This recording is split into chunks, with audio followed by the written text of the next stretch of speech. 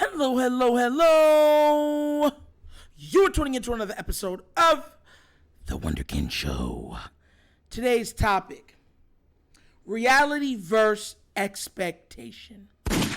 Now, y'all heard and y'all have watched my other videos. You know where I'm going with this.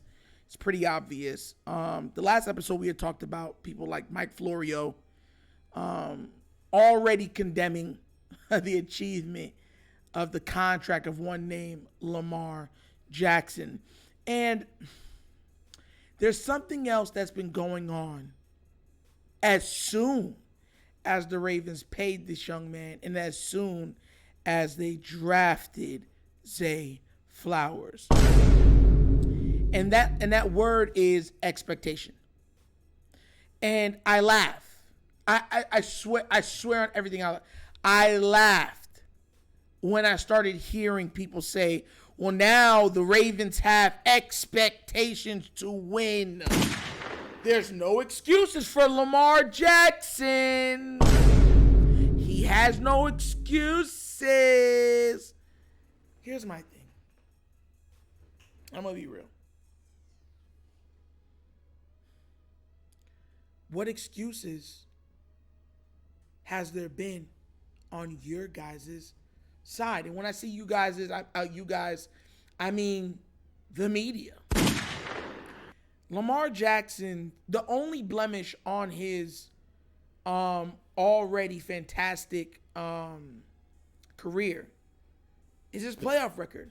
And that 1 out of 3 games playoff record has been everybody's talking point, specifically when dealing with him.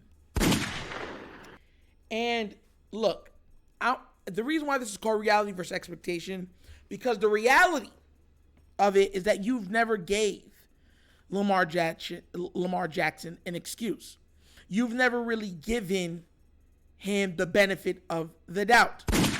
Up until him getting hurt last season, there were no excuses you were letting Lamar Jackson get away with. You guys were pretty much saying if they don't make the Super Bowl or if they're not winning multiple games in the AFC Championship game, it's more than a failure of a season. Because once again, he was expected to not only win in the regular season and produce at a high level with the weapons that he had. Historically, he was expected to win out with the weapons that he had.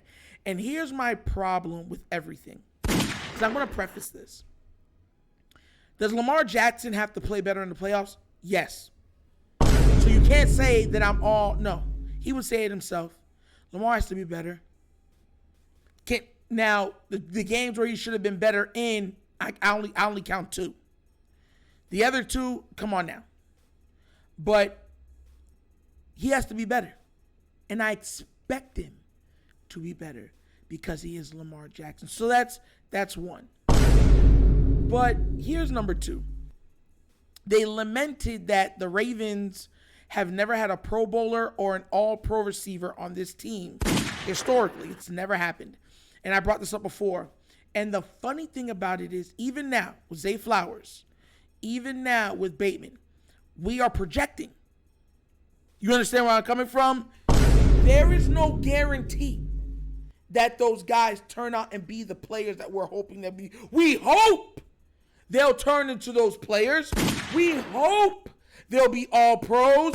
We hope they'll be Pro Bowlers. But once again, it's about reality. And Zay Flowers is a rookie. A rookie. And Bateman has been oft injured very often. And then you say, okay, well, OBJ has been injured quite often. So my thing is, this is the reality. This is the best weapon group, top to bottom, that Lamar Jackson has ever had. But let's not act like this is, oh my God, the Cincinnati Bengals. And that's my problem with people. You have to keep things in perspective. I'm not making any excuses for Lamar. What I'm saying is those players are still unproven. Because if Bateman was proven, there would be no reason to go get OBJ. If OBJ was proven that he could be healthy, he would not right now be with the Ravens. And Zay Flowers still has to prove that he can produce at an NFL level, hopefully. So I'm a big bottle of let's wait and see. But what I'm seeing is that people are already building up these narratives in their hypothetical media handguns and AR-15s to fire in the direction of the Ravens, predominantly at one name, Lamar Jackson. And I never heard these things for any other quarterback. Did you?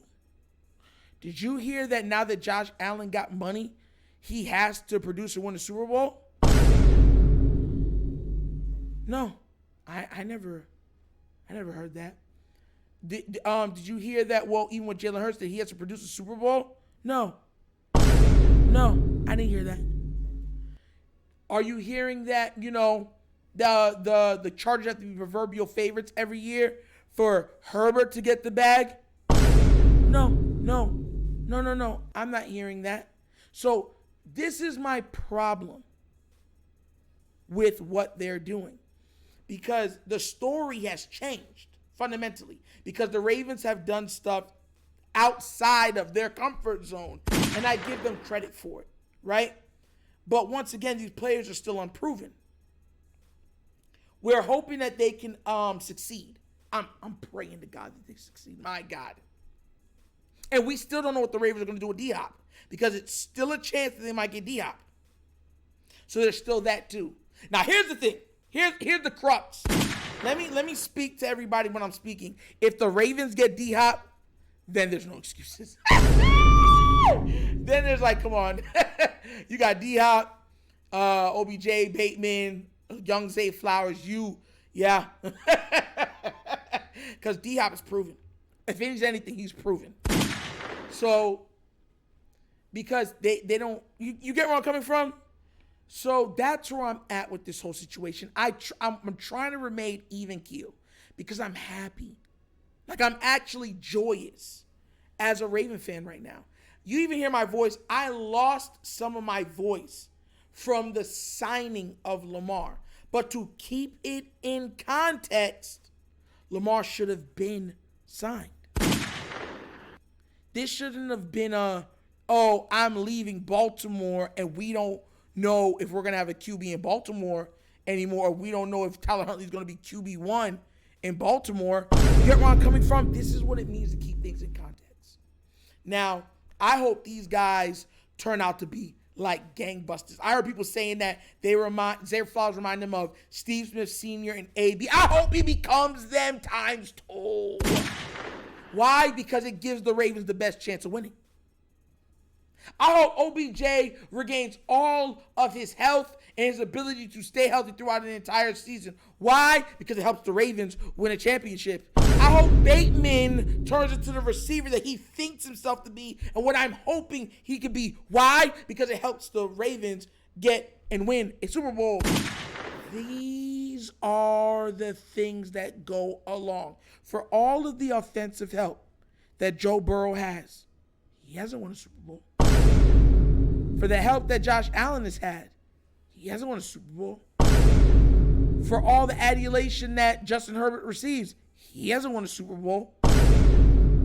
It's like the only AFC quarterback right now, the only quarterbacks in the AFC to have a Super Bowl on their resume is the newly minted New York Jets QB1, Aaron Rodgers, and guess who? Patrick Mahomes with 2. That's it. Oh, my bad. I'm sorry. I'm stupid. Russell Wilson. Sorry. I know people are going to be like, what about Russell Wilson? Totally forgot. So out of the 10 QBs, 3. And 2 of them we don't expect to play for another 4 or 5 years. You get where I'm coming from? So all those other guys, I expect, because everyone's like, oh, well, this is expectation. Well, where's all that expectation for these other guys? I'm asking for clarity, right? I'm asking for a grade scale. I ain't looking for no curve. Listen, the amount of excuses that have been made for all the other QBs in this league when they lose. They're young, their defense ain't that good, their offensive line ain't that good. They have aging receivers. They need more receivers, need better receivers. Every QB right now in the AFC has had those excuses from top to bottom from the media. From the media. From the media. From the beginning. There was no second guessing it. This is why I'm hearing this now is bothering me. Because look, I have expectations for my Baltimore Ravens. I already know that they're going to make the playoffs. Duh. I like to remind everybody, with the weapons that Lamar Jackson had at his disposal, the Ravens were the number one team in the AFC North. And 1 year before he got hurt, they were the number one team in the entire AFC. So I expect to win games. Lamar Jackson is that level of competitor, that level of NFL player, that level of QB. So I'm not worried about that. What I'm worried about is consistent habits that can be repeated in the playoffs. That's the money time. And everybody knows when that bell rings in the playoffs, you have to be able to ring it yourself. And that's when I'm at with it. Listen, let me tell you something right now. I told you, every single person, hold me to it. Every word I say to you guys, I expect for you guys to hold me to it. I expect Lamar Jackson to be sensational.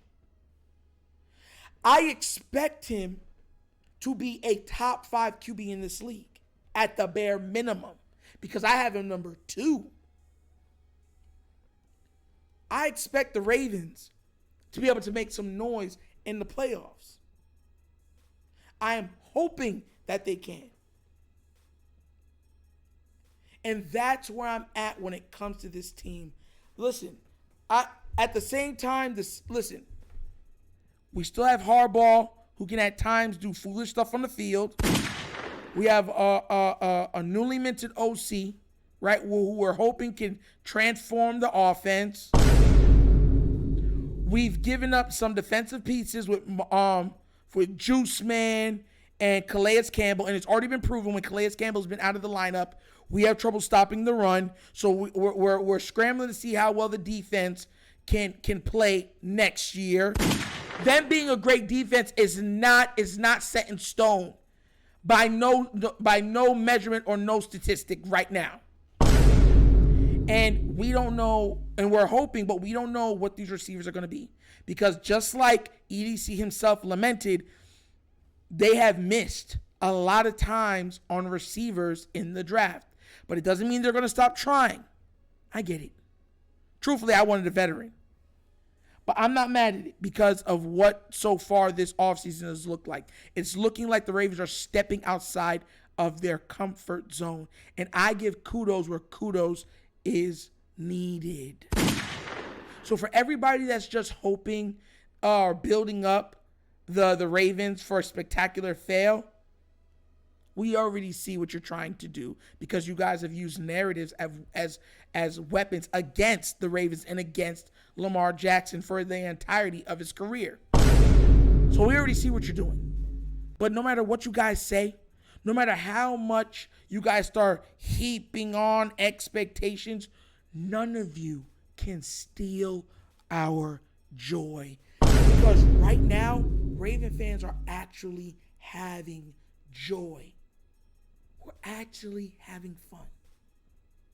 This brings the feeling I'm getting right now so far the past couple days is the feeling I had at the beginning of the 2019 season.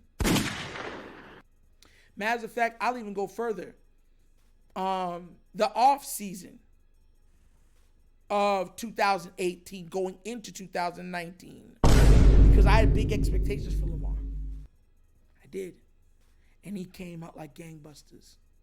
So for the Stephen A's that are only, on Lamar's thing right now to hopefully, because y'all got to remember, Stephen A. Smith is a Pittsburgh Steelers fan. That's why he trolls the way he does. Don't forget that. So if you think I'm speaking from a biased standpoint, he's straight out of Steeler Nation. Capital Curtain. Hey!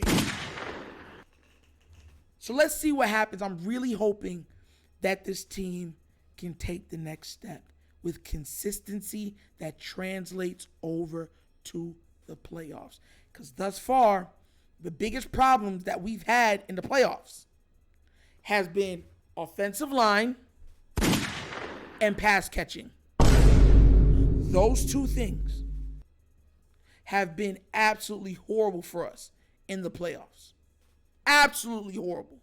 So if we can get those two things rectified on the offensive end, then I would pick the Ravens against anybody. And that's not conjecture. That's facts. I'm expecting white chalk outlines in the NFL this year. Or at least I'm hoping for white chalk outlines in the NFL this year. So y'all keep making y'all narratives. Y'all keep building those walls. And hopefully this team can keep knocking them down. And that's another episode of The Wunderkind Show.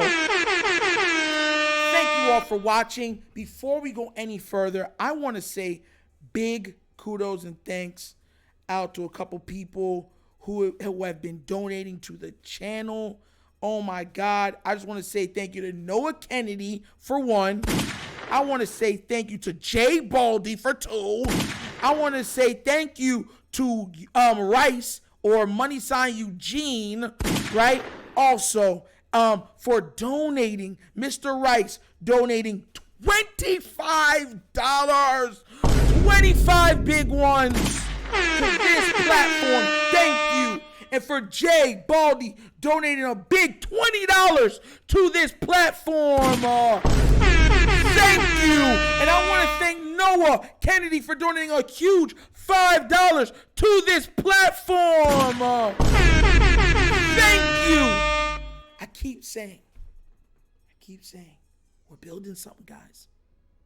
We're building, the way the Ravens are building something, we're building something at the Wunderkind Show. We're building something. One day, I'm building this to be one day a network for unbiased media. Ravens, sports, that you can go there and get truth. We have credibility. That's what we're trying to build over here. So thank you so much for investing your hard-earned money and your time, because time is money, into this platform. I just want to salute each and every one of you.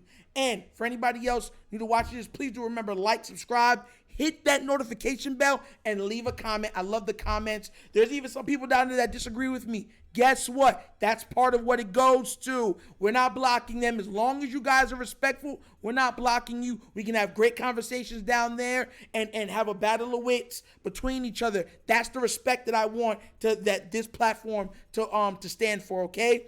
And if you would like to also donate to this platform, right, at the bottom of the screen is a QR code to a Cash App. That's usually how we do all the donations. The Cash App is also located in the description of every video that we shoot, right? And it goes by money sign The Wunderkind Show. Also available is the Patreon that is now up and running, okay? For that Patreon, it gives you access to the Discord, questions from subscribers, future events for merchandise, and also the Fantasy Football League.